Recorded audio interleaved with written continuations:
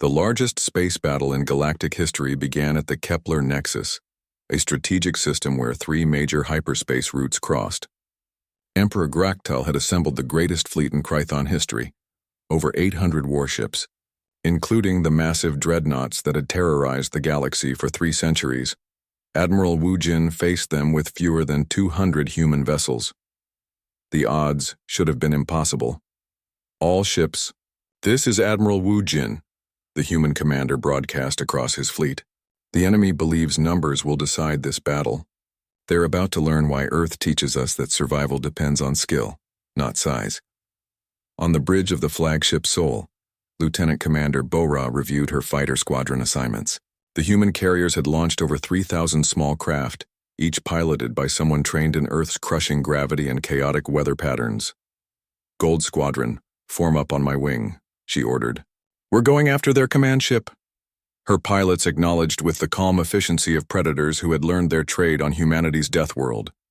They flew ships designed to function in Earth's electromagnetic storms, powered by reactors that could survive solar radiation, and armed with weapons forged in the planet's toxic atmosphere. The Krython fighters they faced were built to intimidate, not fight. Emperor Graktal watched from his command throne as the two fleets closed. His dreadnought Eternal Conqueror was the largest warship ever built, carrying enough firepower to glass entire planets. Around him, the massed fleet of the Krython Empire stretched across space like a metal storm cloud. "Your Majesty," Fleet Marshal Dexmore reported, "the human fleet is maintaining unusual formations. They're not following standard galactic battle doctrine." Graktal studied the tactical display. The human ships moved in small coordinated groups that seemed to dance through space, rather than advance in orderly lines. It was unlike any fleet movement he had ever seen. "What are they doing?" "I don't know, Your Majesty. Their formations appear chaotic, but our tactical computers detect underlying patterns we can't interpret." The Emperor leaned forward on his throne. He had built his empire by understanding his enemies, but these humans defied every assumption about civilized warfare. "All ships, advance. Show them what happens when inferior species challenge the Krython Empire." The battle began with a devastating exchange of fire that lit up space for light minutes in every direction. Krython dreadnoughts, designed to overawe enemies with massive energy blasts, poured destruction toward the human fleet. The human ships weren't there. Bora led her fighter wing through the chaos of battle, using maneuvers that would have killed pilots from any other species. She pulled 17 Gs in a turn that brought her behind a Krython cruiser. Her body pressed against her seat with force that would have liquefied alien bones. "Target their engine section," she ordered her wing. "One pass, maximum damage." Her fighters dove through the cruiser's defensive fire like Earth's atmospheric predators hunting through a storm. Their weapons, designed to penetrate the radiation-hardened hulls of human ships, tore through Krython armor like it was made of paper. The cruiser exploded in a ball of plasma that would have blinded most species. Bora's pilots, trained in Earth's harsh sunlight and frequent solar flares, barely noticed. "Gold Squadron to Admiral Wu Jin. Cruiser designated 77 neutralized. Moving to next target." On the Sol, Admiral Wu Jin coordinated a battle unlike anything in galactic history. Human ships used tactics developed in the chaos of Earth's weather systems, where survival depended on adapting to rapidly changing conditions. "Navigation, execute pattern Tornado 7, he ordered. The human fleet suddenly shifted formation, ships moving in spiraling patterns that confused Krython targeting systems. What looked like random movement was actually a coordinated dance designed to exploit the weaknesses in alien sensor networks. Krython weapons fired where human ships had been, not where they were going. "Sir," his tactical officer reported, "the enemy fleet is trying to form a battle line. They want to use their superior numbers to overwhelm us with concentrated fire." Wu Jin smiled grimly. "Let them try. Signal all ships. Execute Scatter Protocol Alpha." The human fleet exploded outward like seeds from a dying flower. Individual ships and small groups spread throughout the battle zone, moving too fast and too unpredictably for the Krython formation to track. Within minutes, the aliens found themselves trying to fight 100 separate battles simultaneously. Emperor Graktal watched in growing horror as his perfectly organized fleet began to fall apart.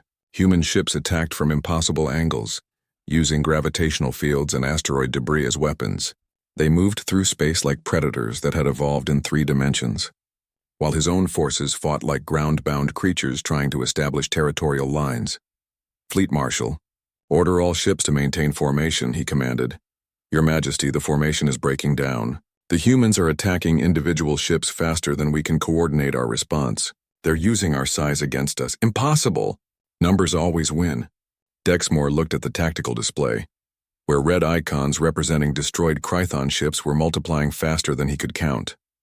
"Not against predators, Your Majesty. Predators use pack tactics." Captain Minsu commanded the destroyer Busan in the thick of battle. His ship, disguised as a mining vessel for 15 years, revealed weapon systems that surpassed anything in the Krython arsenal. But more important than his weapons was his crew, trained in combat conditions that would kill most species. "Engineering, give me everything the reactor can handle," he ordered. "Sir, we're already at 150% of rated capacity. If we push harder, we risk containment failure. Then we risk it. Earth didn't teach us to fight safe." The Busan's reactor, designed to survive Earth's radiation-soaked magnetosphere, pushed power levels that would have destroyed alien systems. The ship's weapons fired with energy outputs that violated galactic understanding of safe engineering practices. The Krython heavy cruiser they targeted simply ceased to exist. Across the battlefield, human engineering superiority became clear. Ships built to survive Earth's hostile environment could operate at power levels that would melt alien vessels. Weapons designed to function in the planet's corrosive atmosphere cut through enemy armor like acid through flesh. Lieutenant Commander Bo-Ra reformed her fighter wing for another attack run. Around her, space was filled with the debris of destroyed ships from both fleets, but the ratio was becoming clear. For every human vessel lost, 5 or more Krython ships were burning wrecks. "All wings, this is Gold Leader. Target designation, the Emperor's flagship. Time to end this." Her pilots acknowledged with the casual tone of Earth's apex predators closing in for a kill. They had been trained in atmospheric conditions that would ground alien aircraft and gravity that would crush alien pilots. The vacuum of space was just another hostile environment to overcome. The Eternal Conqueror was the largest ship Bo-Ra had ever seen, bristling with enough weapons to destroy entire fleets. Its shields were designed to withstand the combined firepower of multiple battle groups. Its armor was thick enough to stop planet-killing weapons. None of that mattered. Human fighters moved through the dreadnought's defensive fire like they were dancing. They used the ship's own weapon emissions to mask their approach, riding the energy waves like Earth's sea predators used ocean currents. Their targeting systems, designed to function in Earth's chaotic electromagnetic environment, locked onto weak points that alien computers couldn't detect. All wings, synchronized attack, hit the shield generators simultaneously. 3,000 human fighters struck the massive dreadnought at the same instant. Their weapons, designed to penetrate the radiation-hardened hulls of human warships, focused on specific points with surgical precision. The Eternal Conqueror's shields failed in cascade. Emperor Graktal felt his flagship shudder under impacts that should have been impossible. Around him, his bridge crew worked frantically at controls that were no longer responding properly. "Damage report," he roared. "Your Majesty, we've lost main shields. Secondary batteries are offline. The humans are targeting our weapon systems with impossible accuracy. How can they fight like this? We outnumber them 4-1. Fleet Marshal Dexmore looked at his Emperor with the expression of someone watching his entire worldview collapse. "Your Majesty, numbers don't matter when you're fighting a species that evolved to be perfect predators. Every human ship is operated by a crew that learned warfare from a planet that tried to kill them every day." The tactical display told the story. The Krython fleet, built for intimidation and overwhelming inferior opponents, was being systematically destroyed by an enemy that fought like the universe had personally trained them for war. "Your Majesty," the communications officer said urgently, "the humans are broadcasting on all frequencies." Admiral Wu Jin's face appeared on the main screen. Behind him, the Bridge of the Soul showed the controlled chaos of a command center running at perfect efficiency. The human admiral looked tired but determined.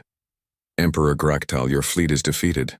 Your options are surrender or complete destruction. You have 60 seconds to decide." "Impossible," Graktal snarled. "The Krython Empire has never surrendered." 6 months after the Battle of Kepler Nexus, the galaxy had learned to live with a new reality. The species that had once hidden behind the pretense of being merchants and explorers now openly patrolled the spaceways, their ships bearing simple messages in multiple languages. Protected by Earth Defense Force. Ambassador Kyung-ho stood before the reformed Galactic Council in a chamber that looked very different from the one where humanity had first been questioned about their military capabilities. Several seats sat empty, species that had chosen to leave rather than accept the new galactic order. Others held representatives who spoke with the careful respect of beings who understood they were addressing the galaxy's apex predator. Honored representatives, Kyung-ho began. 6 months ago, this council received a distress call from the Vellani people. The response was committees, debates, and procedural discussions while innocent beings died. Today I come before you to discuss humanity's role in ensuring that never happens again. Crystal Singer Thrum, the Quarian representative, spoke with the careful tones of someone who had learned not to provoke dangerous predators. Ambassador, the Council appreciates humanity's decisive action in several recent conflicts. However, many species remain concerned about the scope of human intervention in galactic affairs. Kyung-ho activated his holographic display. The image showed a star map marked with dozens of red zones that had been cleared of hostile forces in recent months. Since the Vellani crisis, human forces have responded to 43 distress calls. We have liberated 17 enslaved populations, stopped 12 active genocides, and eliminated 6 major piracy operations. Our response time averages 18 hours from distress call to effective intervention. And what gives your species the right to act as galactic police? Asked harmonist Lirana, though her melodic voice carried none of the outrage it once had. The same thing that gave the Krython Empire the right to commit genocide, Kyung-ho replied calmly. Superior capability. The difference is how we choose to use it. Zephyral, the Zenathi representative, pulsed with carefully controlled colors. Ambassador, while the Council recognizes the positive outcomes of human intervention, many species worry about the methods employed. Your forces show no mercy to aggressive species. Correct, Kyung-ho said without hesitation. When we encounter predators threatening innocent populations, we eliminate the threat completely. We learned long ago that wounded predators are the most dangerous kind. The chamber fell silent. After 6 months of human intervention throughout the galaxy, everyone understood what eliminating threats completely meant. On a monitoring station in the Outer Rim, General Hyunwoo reviewed the latest intelligence reports. The massive facility, disguised as a mining platform for decades, now openly displayed its true nature as a military command center. Holographic displays showed the positions of human forces throughout known space. Sir, his aide reported, we're receiving 3 new distress calls. The Malari system reports slave raids by unknown hostiles. The Altaran colony is under attack by Nexari pirates. And there's a general distress from the Kelvani sector. Their entire system government has been overthrown by a military coup. Hyunwoo studied the tactical display. Red markers showed the locations of the crises, scattered across hundreds of light years. 2 years ago, those problems would have been debated in committees for months while populations suffered. Response time to each location? Molari, 14 hours. Altaran, 22 hours. Kelvani, 31 hours. Deploy the 6th Fleet to Molari, the 3rd Fleet to Altaran, and the 12th Fleet to Kelvani. Standard intervention protocols. Eliminate all hostile forces. Secure the populations. Establish temporary protection zones. Sir, the Kelvani situation is complicated. The military coup was supported by the Nexari Battle Council. If we intervene, we'll be directly confronting a major galactic power. Hyunwoo looked at his aide with the expression of someone who had watched his species conquer the galaxy's most feared empire in a single battle. Lieutenant, the Nexari Battle Council is welcome to explain to Admiral Wu Jin why they believe military coups against civilian populations are acceptable. I'm sure he'll be very interested in their reasoning. Yes, sir. The aide began transmitting orders to human fleets across the galaxy. Within hours, ships that had once pretended to be cargo haulers and exploration vessels would reveal their true nature as instruments of precise, overwhelming force. Captain Hana, whose interception of the original Vellani distress call had started the galactic transformation, now commanded a rapid response task force based near the galactic core. Her ships monitored deep space communications around the clock, listening for the calls for help that came almost daily now that the galaxy knew someone would answer. Captain, her communications officer reported, We're receiving a priority transmission from Earth Command. New assignment. The main screen activated to show Admiral Wu Jin in his command center. Behind him, Hana could see the controlled activity of a military organization that had revealed itself to be the most powerful force in galactic history. Captain Hana, you're being reassigned to Special Operations. There's a situation developing in the Andromeda sector that requires your particular skills. What's the situation, sir? 3 species are forming an alliance to resist human intervention in their territories. They call themselves the Liberation Coalition. Their stated goal is to drive humanity back to Earth space and restore what they call natural galactic order. Hana studied the tactical data that appeared on her screen. The coalition included the Nexari Battle Council, the remaining Krython territories, and the Vorthon Empire, all species with long histories of aggression against weaker populations. Sir, are we looking at another large-scale conflict? That depends entirely on them, Captain. Your job is to make sure they understand their options clearly. Take your task force to the border of Coalition space. Monitor their activities. If they make any aggressive moves against protected populations, you have authorization to respond with appropriate force. Define appropriate force, sir. Wu Jin's expression was grim. Captain, the galaxy has had 6 months to learn how humans respond to threats against innocent populations. If the Coalition wants a demonstration, give them one they'll never forget. On Villani Prime, Elder Merdane walked through the rebuilt capital city with Colonel Yunji. The human officer had remained on the planet to oversee the establishment of planetary defense systems and training programs for Villani security forces. Colonel, I must ask you something that troubles my people, Merdane said as they paused beside a memorial to the victims of the Krython occupation. Of course. Elder, we are grateful for your protection. Our world is safe, our people are free, and we no longer fear the predator species that once threatened us. But we also know that we are completely dependent on human military power for our survival. What happens if your people change their minds about protecting us? Yunji looked out over the city where Villani civilians worked alongside human engineers and technicians. The 2 species had learned to coexist, but the fundamental imbalance of power was impossible to ignore. Elder, that's the wrong question. What is the right question? The right question is, what happens to species like yours if we're not here when the next predators appear? Because there will always be predators, Elder. The universe is full of them. The only choice is whether you want predators who see you as prey, or predators who see you as something worth protecting. Merdane was quiet for a moment. And humans are predators who choose to protect? Yes, because we learned something that most predator species never learn. What? That the strongest predator is the one who doesn't need to hunt. In the depths of space, Veltar, the Villani who had sent the original distress call that changed the galaxy, worked aboard a human monitoring station.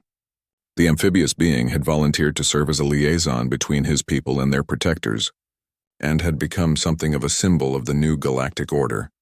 He was reviewing communication intercepts when he detected a familiar pattern. The signal was weak, coded, and coming from a system at the edge of known space, but the desperation in the transmission was unmistakable. Emergency distress call, he announced to the station's human crew. Unknown species, outer rim coordinates. They're reporting invasion by hostile forces. Captain Youngwoo, the station commander, appeared on the bridge within seconds. Details? Species identification unknown. They call themselves the Karani. The message indicates they're facing extinction from invaders they call the Dark Fleet. No other details, but the emotional content suggests immediate threat to civilian populations. Youngwoo studied the navigation display. The signal's origin point was beyond the current range of human patrols, in unexplored space where the galactic communication network barely functioned. Response time? Unknown, sir. We'd be operating outside our current deployment zone. Could be weeks just to reach them. Youngwoo was quiet for a moment. Then he opened a channel to Earth Command. Earth Command, this is Monitoring Station 7. We have a Code Alpha distress call from unknown species outside our current operational area. Requesting instructions. Admiral Wu Jin's response came back within minutes. Station 7, prepare a reconnaissance mission. The footage reached every corner of the galaxy within 6 hours. Battle recordings from Villani Prime showed human soldiers walking through environments that would melt most alien equipment. The images were impossible to ignore. Humans breathing atmosphere that was poison to other species, moving through gravity that would crush normal beings, fighting with the efficiency that seemed inhuman. Ambassador Kyung-ho sat in his office on the Galactic Council station, watching the emergency session on his wall display. Every major species was represented, and all of them were talking at once. The debate had been going for 3 hours, and the tone was getting uglier by the minute. The humans have violated every principle of galactic civilization, declared harmonist Lirana, the Altarian peace advocate. Her melodic voice carried notes of genuine horror. They responded to a crisis with overwhelming violence. They destroyed an entire fleet without attempting negotiation. The Krython Empire has conquered 47 worlds, Kyung-ho replied through the communication link. They were conducting genocide against the Villani people. What negotiation would have stopped that? Battle Prime Kexvar, the Nexari military leader, slammed one of his 4 arms against his podium. That is not the point, human. The point is that your species lied to us for 50 years. You pretended to be merchants and explorers while building a war machine that dwarfs every other military. In the galaxy combined, the holographic display in the center of the chamber showed the tactical analysis of the Villani battle. Human ships had moved in formations that violated standard galactic naval doctrine. Their weapons operated at power levels that should have been impossible. Their soldiers had performed in conditions that would kill most species. Crystal Singer Thrum's rocky voice echoed through the chamber.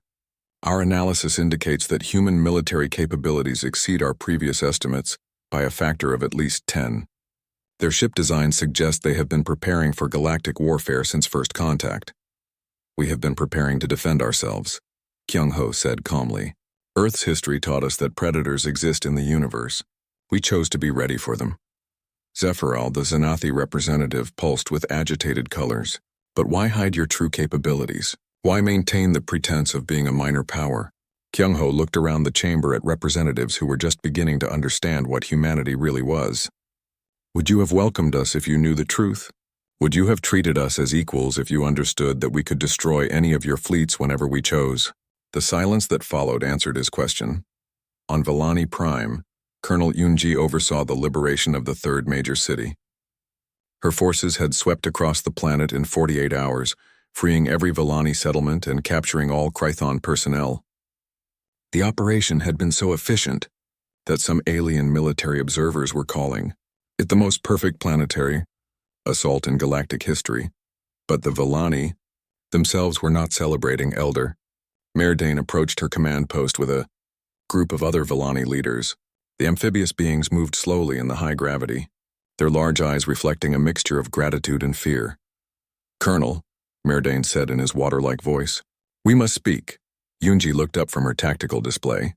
Around the command post, human soldiers moved with casual efficiency through an environment that would challenge most species. They carried weapons designed for Earth's harsh conditions and wore armor that could withstand atmospheric pressure, that would crush alien bones. Of course, Elder. What can I do for you?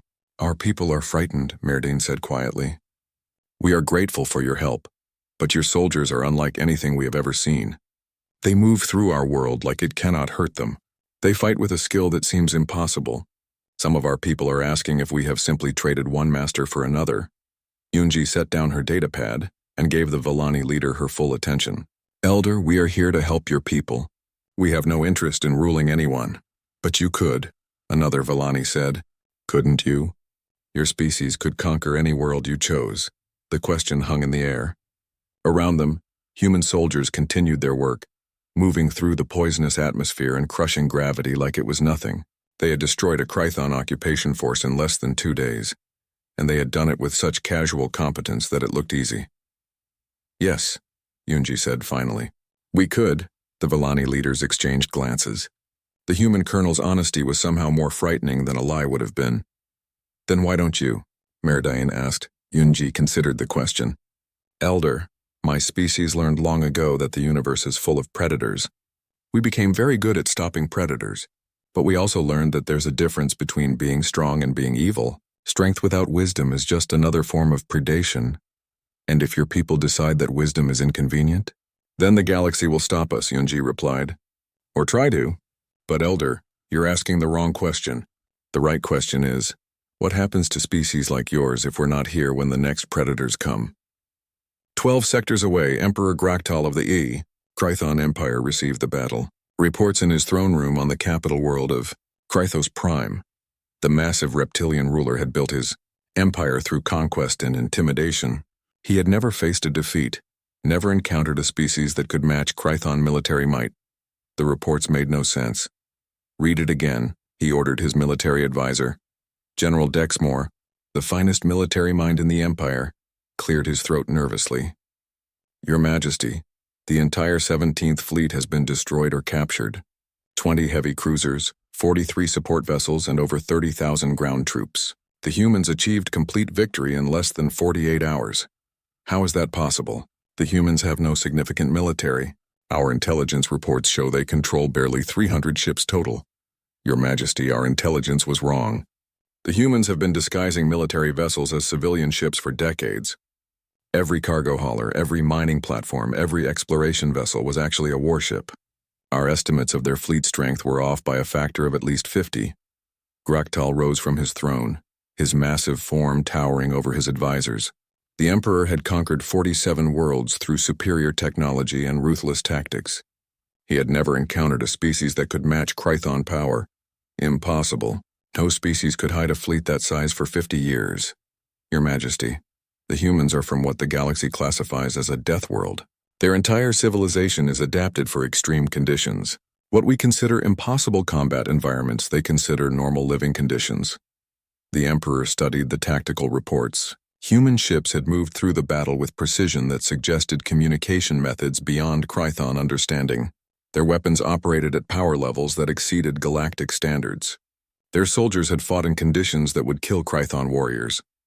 General, your assessment of their total military capabilities? Dexmore consulted his datapad, his scaled hand shaking slightly. Your Majesty, if their demonstrated capabilities at Volani Prime represent their standard military doctrine, then the human fleet could defeat the combined navies of the entire Galactic Council, including ours? Especially ours, Your Majesty. The throne room fell silent. Graktal had built his empire on the principle that superior force always won. Now he faced a species that had superior force and had chosen not to use it for 50 years. What do they want? That's the problem, Your Majesty. According to their communications, they don't want anything. They simply stated that the Volani people are under their protection, and that any species threatening them will face the same fate as our forces. They're not demanding tribute, territory, vassalage? Nothing, Your Majesty. They freed the Volani and announced they would protect them. That's all. Graktal sat back on his throne. In his experience, all species wanted something. Power, resources, territory, slaves. A species that fought wars for no gain was something he had never encountered. General, begin immediate mobilization of all fleet assets. If the humans want a war, we'll give them one they'll never forget. Your Majesty, respectfully, I don't believe they want a war. The tactical analysis suggests they could have destroyed our entire fleet instead of accepting surrender. They chose to spare our people. Then they're weak. Your Majesty, with respect, a species that can destroy our best fleet in 2 days and chooses not to is not weak. It's something much more dangerous. What? Confident. Back on the Galactic Council station, the emergency session had devolved into chaos. Representatives from dozens of species were demanding immediate action to contain the human military threat. Others were calling for alliance with Earth to gain protection from more aggressive species. Ambassador Kyung-ho listened to the debates with growing frustration. The galaxy was more concerned with the threat humanity might pose than with the threat they had just eliminated. Honored representatives, he said, requesting recognition to speak. May I remind you that 3 days ago, the Volani people were being slaughtered by Krython forces while this council debated procedural frameworks. Today the Volani are free, and the Krython invasion force no longer exists. Perhaps we should focus on results rather than methods. The first shots of the war were fired without warning at 13:47 hours, Galactic Standard Time. Warcast Vekthar was reviewing bombardment reports when his flagship's sensors detected movement in the outer system. The readings made no sense. Navigation report, he ordered from his command throne. Sir, we're detecting multiple contacts, but they appear to be sensor ghosts. The objects are there, then they disappear. Then they reappear in different locations. Vekthar leaned forward. The Krython Empire had conquered 47 worlds using superior technology and overwhelming force. Their enemies were always inferior species with primitive weapons and predictable tactics. This was something new. Communication frequencies? None detected, sir. Whatever those objects are, they're maintaining complete signal silence. Before Vecthar could respond, space around his fleet erupted in weapon fire. The human attack came from 6 directions simultaneously. Ships that had been invisible suddenly became deadly real, pouring energy beams and kinetic rounds into Krython positions. The alien vessels, built to intimidate weaker species, found themselves under assault by weapons designed to function in Earth's hellish environment. Captain Young Su commanded the orbital battle from the bridge of the destroyer Incheon. His ship, disguised as a cargo hauler for 3 years, revealed its true nature as armor plating retracted and weapon systems came online. "Target the command ship first," he ordered. "Disable their communications, then work down the chain." The Incheon's main guns fired. The energy beams, powered by reactors designed to survive Earth's magnetic storms, cut through Krython shields like they weren't there. Vecthar's flagship shuddered under impacts that should have been impossible. "Damage report," the Krython commander shouted. "Sir, their weapons are operating at energy levels beyond our defensive parameters. Our shields are designed to stop conventional galactic weaponry. These readings suggest their power output is triple standard specifications." Young-Su watched his tactical display as human ships moved through the Krython formation. While alien vessels followed predictable attack patterns, human ships fought like Earth's apex predators. They used the chaotic environment of space combat as a weapon, hiding in sensor shadows and striking from unexpected angles. "Sir," his communications officer reported, "we're receiving a transmission from the planet surface. Major Taemin is requesting orbital support for the ground assault." Young-Su switched his display to show the planet below. Vellani Prime was a water world with high gravity and a thick, humid atmosphere. The environment would slow most species to a crawl. For humans trained on Earth, it was just another day at work. Major Taemin crouched in the steaming jungle outside the main Vellani city. His assault team had landed 20 minutes ago, and they were already in position to attack the Krython ground forces. The aliens had set up their command post in what they thought was an easily defensible position. They hadn't counted on fighting a species that evolved from persistence hunters. "Team leaders, report," Taemin whispered into his comm unit. "Team Alpha in position. Krython sentries neutralized. Team Beta ready. We have visual on their heavy weapons. Team Charlie standing by. The slave pens are lightly guarded." Taemin studied the enemy position through his helmet display. The Krython had established their base using standard galactic military doctrine: defensive positions, clear fields of fire, logical supply lines. It would work perfectly against any normal opponent. But humans had learned tactics from a planet that fought back. "All teams, execute." The human assault was unlike anything the Krython had faced. Instead of frontal attacks, the humans moved like shadows through terrain that should have been impassable. They used the thick atmosphere to mask their heat signatures. They climbed surfaces that should have been too steep. They held their breath underwater for lengths of time that seemed impossible. Sergeant Minho led his squad through the swampy ground around the enemy camp. The water was acidic enough to burn through most species' equipment. The humidity would overwhelm alien breathing systems. The local bacteria would poison any creature that wasn't adapted to similar conditions. For humans from a planet covered in toxic swamps and hostile bacteria, it was almost comfortable.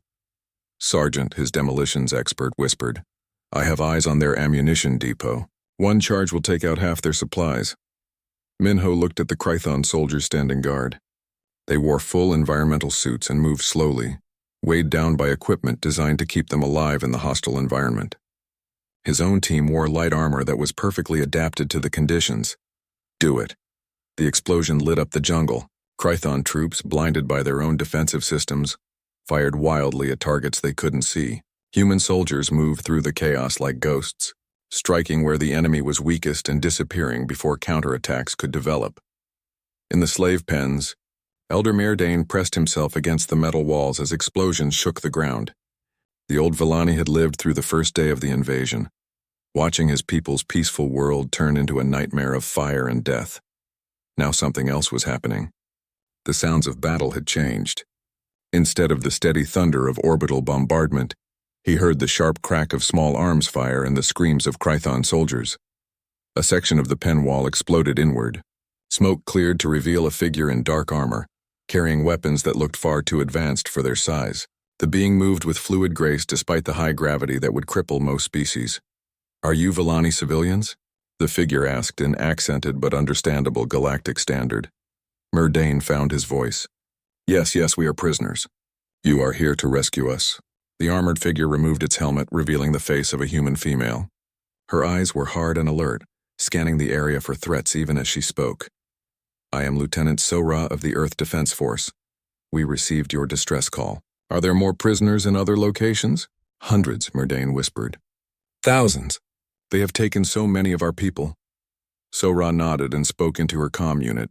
"Command, this is Rescue Team 4. Confirmed civilian concentration at grid reference 77 Alpha. Requesting immediate evacuation support." The response came back immediately. "Copy Rescue 4, transport inbound. Be advised, we have additional prison camps identified across the continent. How many teams do you need?" "Send everyone," Sora replied grimly. "We're going to get them all." Back in orbit, Captain Young-Soo watched his tactical display with satisfaction. The Krathon fleet was breaking apart under human assault. Ships that had terrorized defenseless worlds found themselves outmatched by vessels designed to survive in Earth's unforgiving environment. "Sir," his navigation officer reported, "the enemy flagship is attempting to withdraw." Young-Soo studied the display. Vekthar's command ship was badly damaged but still functional. It was trying to reach the edge of the system where it could jump to hyperspace. "Signal all ships. No one leaves." The human fleet moved to intercept. Ships that had pretended to be merchants and explorers revealed weapon systems that surpassed anything in the galactic standard. The Krathon vessel, built to intimidate rather than fight, found itself trapped by predators who had evolved to leave no threat unanswered. Vekthar sat in his damaged command center, staring at reports that made no sense. His fleet was being destroyed by ships that shouldn't exist, using weapons that violated basic galactic understanding of energy limits. His ground forces were being overrun by soldiers who moved through hostile environments like they were born there. "Sir," his communications officer said urgently, "I'm receiving a transmission from the human fleet." "Put it through." Captain Young-Soo's face appeared on the screen. He looked calm, professional, and utterly without mercy. "Attention, Krathon forces. You have 30 seconds to surrender all weapons and prepare to be boarded. Any ship that attempts to leave the system will be destroyed. Any ground unit that does not lay down arms immediately will be eliminated. This is your only warning." Vekthar stared at the human commander. "You cannot be serious. The Krathon Empire rules 47 worlds. We have fleets that dwarf your entire civilization." "You had fleets," Young-Soo corrected. "Now you have 30 seconds to decide if you want to see tomorrow." The line closed. Vekthar looked around his bridge at officers who had never known defeat. The readings on their screens showed human ships in perfect formation around them, weapons charged and ready. "Sir," his tactical officer whispered, "our shields are down to 18%. Our weapons are operating at minimal power. They have us completely surrounded." Vekthar was quiet for a long moment. Then he turned to his communications officer. "Signal all ships. Cease fire. Prepare for surrender." On the planet's surface, Major Taman received the surrender order as his teams finished securing the last Krathon position. Around him, the jungle steamed in the afternoon heat and the air was thick with smoke from destroyed equipment. "All teams, this is Major Taman. The enemy has surrendered. Switch to prisoner processing protocols. Medics begin treating wounded civilians. Engineers start setting up temporary shelters." He looked out over the battlefield where his soldiers were already helping Villani survivors. The humans moved efficiently through the destruction, providing aid with the same deadly competence they had shown in combat. The first sign that something was wrong came from the trade monitoring stations. Across 3 sectors, human cargo ships began changing course. Ships that had been heading to market suddenly turned toward the outer rim. Mining platforms that had operated in the same locations for decades powered up their engines and started moving. Commander Jin Woo watched the reports flood in from his command post on Mars. The red planet's surface looked peaceful enough, but deep underground. The military command center buzzed with activity. Holographic displays showed ship movements across human space, and every single vessel was heading in the same direction. "Sir," his aide reported, "we're getting inquiries from 17 different species. They want to know why our civilian fleet is mobilizing. Tell them it's a scheduled training exercise, Jinwoo replied, not looking up from his tactical display. How long until the Xanathi figure it out? The Xanathi Council is already asking questions. Their ambassador is requesting an immediate meeting with our diplomatic staff. Jinwoo smiled grimly. The Xanathi were energy beings who prided themselves on seeing patterns others missed. They would be the first to understand what humanity was really doing. On the diplomatic station orbiting Alpha Centauri, Dr. So Young found herself facing a room full of very confused aliens. The Galactic Council's emergency session had been called within hours of the first human fleet movements. Representatives from dozens of species filled the chamber, all of them demanding explanations. Zephyr Al, the Xanathi representative, spoke first. His energy form pulsed with agitated colors. Dr. So Young, our sensors detect massive human fleet movements. Your people are mobilizing what appears to be a military force of unprecedented size. This contradicts everything we know about human capabilities. Dr. So Young looked around the chamber. The Quarians sat in their crystal chairs, their rock-like faces showing confusion. The Altarians floated in their environmental suits, their melodic voices humming with concern. All of them had the same expression she had seen many times before. They thought they understood humanity. They were about to learn how wrong they were. Honored representatives, she began. My species has received a distress call from the Villani people. Our government has decided to respond. Crystal Singer Thrum, the Quarian diplomat, made a sound like grinding stone. Respond how? Your species maintains only a small defensive fleet. You have no significant military capabilities. Dr. So Young was quiet for a moment. She had practiced this conversation, but it was still difficult. That assumption is incorrect. The chamber fell silent. I don't understand, Zephyral said, his energy form shifting to deeper, more worried colors. Human space contains 37 inhabited worlds. Your fleet consists of perhaps 300 vessels, most of them civilian. How can you possibly mount a meaningful response to a Krython invasion? Dr. So Young activated her holographic display. The image showed a standard human cargo ship, the type that traded throughout the galaxy. Then she touched a control and the image changed. Armor plating slid back to reveal weapon batteries. Cargo bays opened to show fighter craft. The peaceful merchant vessel transformed into a warship. Every human civilian ship can do this, she said quietly. The Altarian ambassador's melodic voice became a sharp whistle of alarm. This is deception. You have violated every treaty regarding military disclosure. We have violated no treaties, Dr. So Young replied. The agreements require disclosure of dedicated military vessels. These are civilian ships with defensive capabilities. Defensive? Thrum's crystal body flashed with angry light. Those are assault cannons. Dr. So Young nodded. Yes, we learned long ago that the best defense is the ability to eliminate threats completely. Zephyral's energy form was now pulsing red with alarm. How many ships are we talking about? All of them. The chamber erupted in shocked voices. Representatives began talking over each other in dozens of languages. Dr. So Young waited for the noise to die down before continuing. Honored representatives, I believe you misunderstand my species. You see us as traders and explorers because that is what we choose to show you. But humans evolved on what you classify as a death world. Earth is a planet that tries to kill its inhabitants every single day. She changed the holographic display to show Earth. The beautiful blue and green planet looked peaceful from space. Our homeworld has weather that can destroy entire cities in hours. Earthquakes that split continents. Volcanoes that darken the sky for years. Diseases that kill millions. Predators that hunt in packs. Our planet taught us a simple lesson. The universe is trying to kill you, so you better be ready to fight back. The display changed to show human military training. Soldiers running through environments that would be lethal to most species. Ships practicing maneuvers in gravitational fields that would crush alien vessels. While your species developed art and philosophy, we developed the tools of war. While you built cities of beauty, we built fortresses. While you created music, we created weapons. Not because we wanted to, but because our world demanded it. Crystal Singer Thrum's voice was quieter now. How many humans are trained for combat? All of them. The silence in the chamber was complete. Dr. So Young continued. Every human child learns to fight. Every human adult knows how to use weapons. Every human settlement has enough military supplies to wage war. Because on Earth, if you cannot defend yourself, you die. But you seem so peaceful, the Altarian ambassador whispered. We are peaceful. We choose to be peaceful. But choice and capability are different things. A predator that chooses not to hunt is still a predator. On Mars, Commander Jin Woo received a priority transmission from Admiral Wu Jin. The Admiral's image appeared on the main screen, and behind him, Jin Woo could see the controlled chaos of Earth's main command center. Status report, Commander. All fleets are in position, sir. The 3rd Fleet has reached the staging area near the Volani system. The 7th Fleet is moving to cut off Krython reinforcements. The 9th Fleet is standing by for deep strike operations. Resistance? The Krython haven't detected our approach yet. Their sensors are focused on the planet.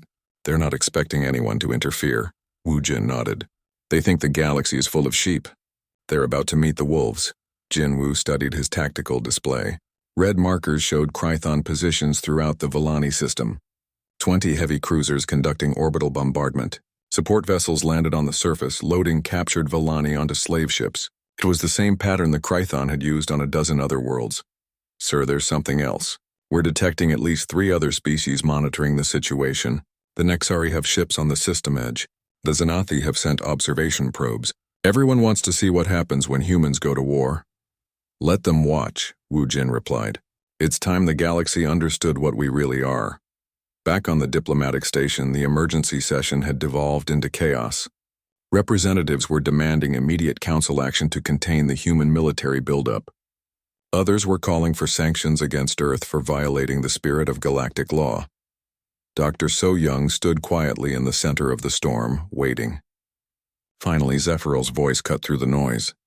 Dr. So Young, what does your government intend to do? Save the Volani people. How? Dr. So Young looked around the chamber at the frightened faces of species who had spent centuries believing they understood the balance of power in the galaxy, the same way we would save anyone else completely. You mean to attack the Krython Empire? We mean to eliminate the threat to innocent people. Whether the Krython Empire survives that process depends entirely on them. The Altarian ambassador's voice rose to a panicked whistle. You cannot simply attack another galactic power. There are laws, procedures, diplomatic protocols. Your laws and procedures are failing the Volani people, Dr. So Young replied calmly. Your diplomacy has produced committees while innocents die. The Council has had 3 days to act, and your response has been to debate legal frameworks. Thrum's crystal form flashed. And your response is war? Our response is results. The chamber fell silent again. Finally, Zephyrel spoke. His energy form now a steady, worried blue. Dr. So Young, how long has your species been preparing for galactic war? She looked directly at him. Since the day we met you. Captain Hana, still monitoring communications from the edge of Volani space, watched her instruments with growing amazement. Human fleets were converging from 3 directions, and their approach was nothing like the standard galactic naval doctrine she had studied. Human ships moved in formations designed to exploit asteroid fields and gas clouds. They used gravitational slingshots to achieve impossible speeds. They coordinated attacks across light minutes of space with precision that suggested communication methods the galaxy didn't know humans possessed. Captain, Lieutenant Park called out. I'm picking up Krython communications. They've detected something on their long-range sensors, but they can't identify what they're seeing. Hana smiled. Human ships were designed with stealth systems based on Earth's harsh electromagnetic environment. What looked like sensor ghosts to other species was actually a fully coordinated battle fleet. How long until contact? 18 hours, Captain. The 3rd Fleet will arrive first. The message came through the Deep Space Network at 0347 hours, Galactic Standard Time. Ambassador Kyung-ho was drinking his morning coffee when the communication alert chimed on his desk. The holographic display flickered to life, showing the familiar face of his aide. Sir, we have an urgent transmission from the Outer Rim, Priority Alpha. Kyung-ho set down his cup and activated the main screen. The image that appeared made him lean forward. A blue-green being with large liquid eyes stared back at him. The creature's skin was wet and smooth like a seal's. When it spoke, its voice carried the sound of rushing water. My name is Veltar of the Volani people. I send this message to anyone who will listen. Our world is dying. The Krython Empire has come to our system. They burn our cities. They take our children. We have no weapons. We have no army. We are a people of peace and we are being destroyed. The image shook as explosions thundered in the background. Feltar continued speaking, but his voice was weaker now. Please, if there is anyone in the galaxy who believes in justice, help us. We do not ask for much. Food, medicine, ships to carry our survivors. The Council of Worlds speaks of peace and unity, but we see only death. This may be our final message. The transmission ended. Kyung-ho stared at the blank screen for a long moment. He had been Earth's representative to the Galactic Council for 5 years. He had heard many pleas for help. Most were answered with committees, discussions, and small aid packages that arrived too late to matter. He opened a secure channel to Earth. Admiral Wu Jin's face appeared on the screen within seconds. The old soldier's expression was serious. I saw the transmission, Wu Jin said before Kyung-ho could speak. How long before the council acts? Weeks, maybe months, Kyung-ho replied. The Xanathi will want to study the cultural implications. The Quarians will debate the legal framework. The Nexari will say it's not their sector. And while they talk, the Villani die. Yes. Wu Jin was quiet for a moment. Send me everything you have on the Villani system. Ship movements, trade routes, military assessments. I want a full tactical picture. Admiral, what are you planning? What we always plan, Ambassador. What we have to do when no one else will. The channel closed. Kyung-ho sat back in his chair and rubbed his temples. He knew what would happen next. He had seen it before in smaller conflicts that never made the galactic news. Earth would act while the galaxy debated. 3 sectors away, Captain Hana stood on the bridge of the Terra's Edge, watching her communications officer work. Lieutenant Park was the best signal interceptor in the human fleet. If there was chatter about the Villani situation, he would find it. Captain, Park said, looking up from his console. I'm picking up Krython military frequencies. They're coordinating orbital bombardments. The Villani have no orbital defense platforms, no shield generators, nothing. Hana studied the tactical display. The Villani system looked naked compared to human space. No weapon platforms, no patrol ships. Even their civilian ships were clearly marked as such, with no hidden capabilities. They really are a peaceful species, she murmured. Captain, there's something else. I'm intercepting council communications. The debate has already started. The Altarians want to send medical supplies. The Quarians are forming a fact-finding committee. The Xanathi are discussing the philosophical implications of intervention. Time estimate for actual help. If past patterns hold, 6 weeks minimum. More likely 3 months. Hana looked at the display showing Villani Prime. The planet's surface was already spotted with the red marks that indicated active bombardment sites. In 6 weeks, there would be nothing left to save. She opened a channel to Earth Command. Terra's Edge to Admiral Wu Jin. Priority 1. The Admiral's face appeared on screen. Report, Captain. Sir, the situation is worse than the public transmission indicated. The Krython fleet is conducting systematic orbital bombardment. Population centers are being targeted. Based on their current rate of destruction, the Villani have days, not weeks. Understood. Captain, I'm sending you new orders. Your ship is to remain in position and continue monitoring. What you see in the next 72 hours will be classified at the highest levels. Sir, the Villani asked for help, Captain. They're going to get it. Back on Earth, Admiral Wu Jin stood in the command center beneath the Swiss Alps. The massive chamber hummed with activity as hundreds of officers coordinated across multiple star systems. The holographic display in the center showed human space in its entirety. To most species, humanity controlled a modest collection of systems. 37 inhabited worlds with a few dozen mining operations and research stations. The humans seemed to focus on trade and exploration, with only a small defensive fleet to protect their borders. That was the lie humanity had carefully maintained for 50 years. General Hyun Woo approached from the tactical station. All fleets report ready, sir. The 7th is already in position near the Kepler Nexus. The 3rd and 9th can be on site within 18 hours. Civilian assets? Mining Platform 7 has finished its conversion. It's now fully operational as a weapons platform. Colony ship designation Epsilon 4 has activated its military systems. The cargo hauler New Horizon is standing by with a full complement of assault shuttles. Wu Jin nodded. The galaxy thought humans were merchants and explorers. They had no idea that every human civilian ship was a warship in disguise, that every mining platform could become a weapons battery, that every colony had underground bunkers filled with enough weapons to arm a small nation. Sir, another officer called out, We're receiving priority communications from the Galactic Council. Ambassador Kyung-ho is being questioned about unusual human fleet movements. Tell the ambassador to buy us time. 12 hours should be enough. Wu Jin walked to the main display and studied the tactical situation. The Krathon Empire had 20 ships in the Villani system. They were confident, lazy, accustomed to easy victories against defenseless targets. They had no idea what was coming. Dr. So Young entered the command center carrying a data pad. The xenobiologist looked troubled. Admiral, I've been reviewing the cultural files on the Villani. They truly are pacifists. They've never developed weapons more sophisticated than farming tools. Their entire philosophy is based on harmony with nature. And now they're being slaughtered by predators, Wu Jin replied. Yes, but sir, I'm concerned about how they'll react to our methods. Humans fight differently than any other species. Our tactics, our weapons, our entire approach to warfare might terrify them. Wu Jin considered this. Doctor, would you rather they be afraid but alive or comfortable and dead? Alive, of course. Then we do what we do best. We end threats. The Admiral turned to address the entire command center. All stations, this is Admiral Wu Jin. In 12 hours, humanity will reveal itself to the galaxy. For 50 years, we've pretended to be merchants and explorers. We've hidden our true capabilities to avoid frightening our neighbors. But the Villani are dying, and the galaxy's response is committees and debates. He paused, looking at the officers who would coordinate humanity's first galactic war.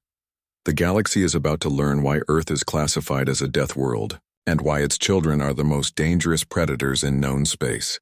All fleets prepare for immediate deployment. The Villani called for help. We're going to give them more than they asked for. The command center erupted in controlled activity. Across human space, the greatest military machine in galactic history began to move.